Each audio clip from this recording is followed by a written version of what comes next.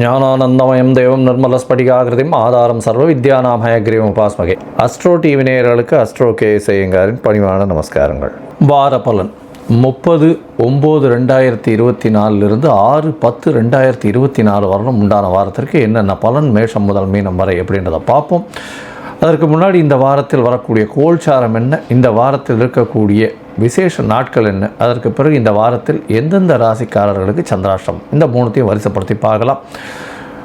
முதல்ல இந்த வாரத்தினுடைய கோல்சாரம்னு எடுத்தோமேயானால் காலபுருஷ தத்துவத்தின் 2வது ராசியில் குரு பகவான், அதாவது ரிஷபத்தில் குரு, மிதுனத்தில் செவ்வாய், கன்னியில் புதன், சூரியன் மற்றும் கேது, துலாத்தில் சுக்கிரன், கும்பத்தில் வக்ரம் பெற்ற சனி, மீனத்தில் ராகு.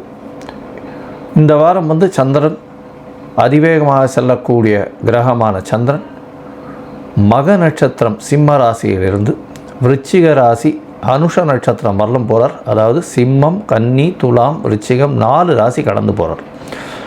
இந்த வாரத்தில் வரக்கூடிய விசேஷ நாட்கள் அப்படின்னு பார்த்தோமேனால், இந்த வாரத்தின் முதல் நாளான 30ஆம் தேதி அன்னைக்கு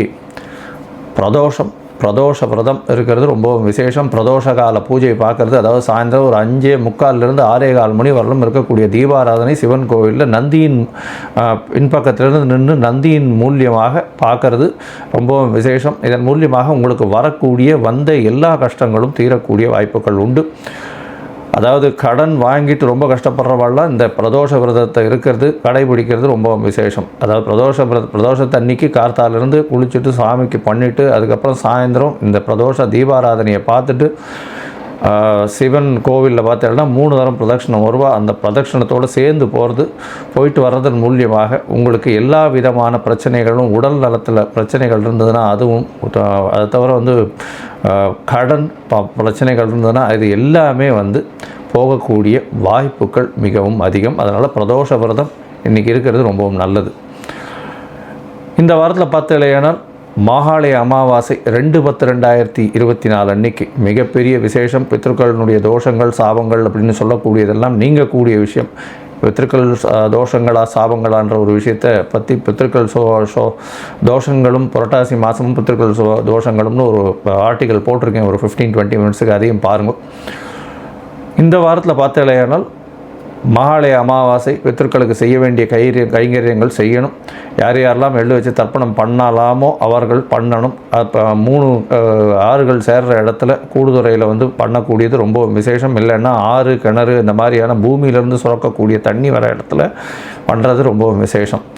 அதே மாதிரி அது இல்லாத பட்சத்தில் பித்ருக்களுக்கு இது பண்ணிவிட்டு அதுக்கப்புறம் கோவிலில் கொண்டு போய் உங்களால் முடிஞ்ச அளவுக்கு தான தர்மங்கள் செய்கிறதும், ஏழை எளியவர்களுக்கு தான தர்மங்கள் செய்கிறதும் மிகவும் ஏற்றத்தை கொடுக்கும். இந்த வாரத்தில் அது ரொம்ப முக்கியமான விசேஷமான ஒன்று.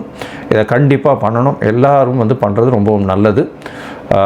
தாய் தந்தையர் இல்லாதவர்கள் கண்டிப்பாக பண்ணணும்.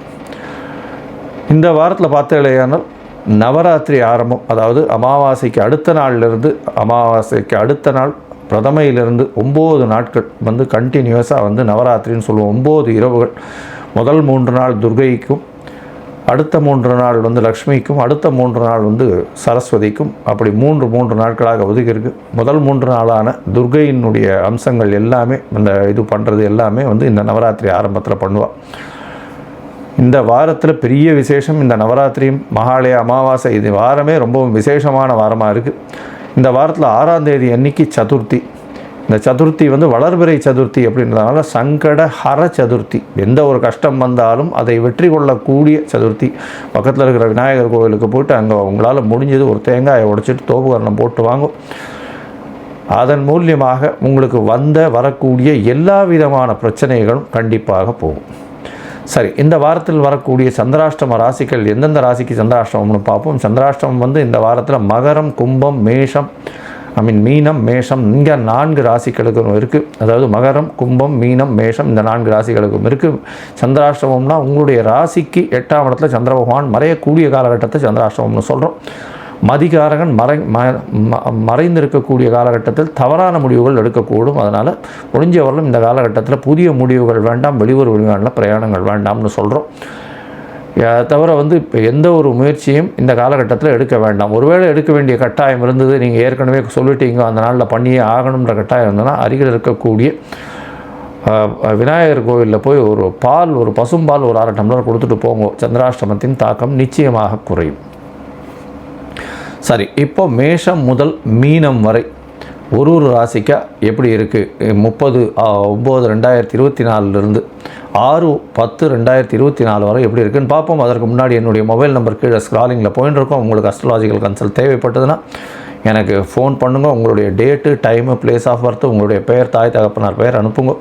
என்னுடைய கட்டணம் என்னன்றதை தெரிவிக்கிறேன். அதற்கு பிறகு உங்களுடைய ஜாதகத்தை போட்டு சந்தி இருக்கான்னு பார்க்கணும். முதல்ல பாத சந்தி, நட்சத்திர பாத சந்தி, அதை தவிர லக்ன சந்தி இருக்கா, இது எல்லாத்தையும் பார்த்துட்டு அதற்கு பிறகு உங்களுடைய ஜாதகத்தை போட்டு அதுக்கப்புறம் உங்களுக்கு அப்பாயின்மெண்ட் தரேன். பொதுவாக மோஸ்ட் ஆஃப் த பீப்புள் என்கிட்ட வர்றவாளுக்கு சந்தி ரொம்ப அதிகமாக இருக்குது. துலா ராசின்னு நினச்சின்னு இருப்பா, ரிச்சிக ராசி விசாக நட்சத்திரமாக இருக்கும். அதே மாதிரி ரிஷப ராசின்னு சொல்லிட்டு இருப்பா, மிருகசீரிஷம்னு. ஆனால் மிதுன ராசியில் இருப்பாள். அதனால் எந்த ராசின்னே தெரியாது. ஏன்னா இந்த உடைந்த நட்சத்திரங்கள் ஆகட்டும், அந்த மாதிரியான நட்சத்திரங்கள் வரும்பொழுது கண்டிப்பாக வந்து எந்த ராசியில் இருக்கா அப்படின்றது முழுமையாக தெரியாமல் இருக்கிறதுனால அவள் எந்த ராசிக்கு அவளுடைய ராசி என்ன, அதுக்கு என்ன அர்ச்சனை பண்ணணுன்றதே தெரியாமல் போகிறது. சரி, இப்போ மேஷம் முதல் மீனம் வரை 30/9/2024 6/10/2024 வரை உண்டான பலன்களை பார்க்கலாம். துலாம், சித்திரை, சுவாதி, விசாகம் இந்த 3 நட்சத்திரம் 9 பாதங்களை கொண்ட ராசி. ராசியின் அதிபதினு சொல்லக்கூடியவர் சுக்கிர பகவான் ஆட்சி பெற்று போயிருக்கிறது ரொம்ப விசேஷம். இவ்வளோ நாளாக சுக்கிர பகவான் உங்களுடைய ராசிக்கு 12ஆம் இடத்துல இருந்திருந்தார். அதனால் ரொம்ப பயம் இருந்துகிட்டே இருந்திருக்கும். இப்போ சுக்கிர பகவான் ஆட்சி பெற்று போனதுனால எல்லா விஷயங்கள்லையும் நல்ல தெளிவு இருக்கக்கூடிய காலகட்டமாக இருக்குது. உங்களுடைய ராசிக்கு பார்த்தாலேயானால் 5ஆம் இடத்துல வக்கரம் பெற்ற சனி பகவான் இருக்கிறதன் மூலியமாக உங்களுக்கு புதிய பதவி, புகழ், அந்தஸ்து, கௌரவம் வரும். இருந்தாலும் வேலை, அதாவது உடல் வேலைகள் கொஞ்சம் அதிகமாக இருக்கக்கூடிய காலகட்டமாக அமையப்போகிறது. உங்களுடைய ராசிக்கு 6ஆம் இடத்துல ராகு பகவான் 6ஆம் இடத்துல இருக்கிறதன் மூலியமாக என்ன அப்படின்னா எந்த ஒரு எதிரிகளும் இல்லாத நிலையும், எதை எடுத்தாலும் வெற்றி கொள்ளக்கூடிய காலகட்டமாக இந்த வாரம் அமைய போகிறது. கவலைப்படவே தேவையில்லை. எது நினைத்தாலும் அது நிச்சயமாக நடந்து உங்களுடைய பேச்சு, உங்களுடைய மதிப்பு அதிகமாகக்கூடிய காலகட்டமாக அமைய போகிறது. ராசிக்கு 7ஆம் அதிபதி 9ஆம் இடத்துல போயிருக்கார். 9ஆம் இடத்துல இருக்கக்கூடிய காலகட்டம் அப்படின்றதுனால எதிர்பாலினத்தவர் மூலியமாக நல்ல ஒரு ஏற்றம் கிடைக்கும். அதை தவிர வெளிநாடு, வெளியூர் போகக்கூடியதற்கு வாய்ப்புகள் மிகவும் அதிகம். நண்பர்கள் மூலியமாக நல்ல ஒரு ஏற்றம் கிடைக்கக்கூடிய காலகட்டமாக அமைய போகிறது. உங்களுடைய ராசிக்கு பார்த்தீங்கன்னா 8ஆம் இடத்துல இருக்கக்கூடிய குரு பகவான் ராசிக்கு 12, 2 இடத்தையும் பார்க்கறதுனால சுபத்துவம் அடையக்கூடிய காலகட்டமாக அமைகிறது. இதன் மூலியமாக பார்த்தீங்கன்னா 2ஆம் இடம் அப்படின்னு சொல்லக்கூடிய இடத்தை பார்க்கறதுனால பணவரவிற்கு பஞ்சம் இருக்காது. அதனால் பணவரவு எப்பொழுதுமே நல்லபடியாக இருக்கக்கூடிய காலகட்டமாக இந்த துளாராசிக்காரர்களுக்கு இருக்கும். வரவுக்கு ஏற்ற செலவுகள் கொஞ்சம் அதிகமாகவே இருக்கும். ஏன்னா 12ஆம் இடம் அதிகமாக போயின்னு இருக்கு. அதீத சுகத்துவமாகிறது. 12ஆம் அதிபதி ஆட்சி உச்சம் மூலத்திரிகோணம் பெற்றிருக்கிறது ரொம்பவுமே விசேஷம். இதன் மூலியமாக பார்த்தாலேயானால் 12ஆம் இடம் வலுப்பெற்று போகிறது. 11ஆம் அதிபதியும் 12ஆம் இடத்துல இருக்கிற எல்லா விதமான லாபங்களும் கொஞ்சம் அதிகமான செலவுகள் மூலியமாக இருக்கக்கூடிய காலகட்டமாக அமைய போகிறது. இந்த வாரத்தில் பார்த்தாலேயானால் உங்களுடைய ராசிக்கு 10ஆம் அதிபதினு சொல்லக்கூடிய சந்திர பகவான் அதிவேகமாக செல்லக்கூடிய கிரகம் 11ஆம் இடத்துலேருந்து இந்த வாரத்தை ஆரம்பிக்கிறார்.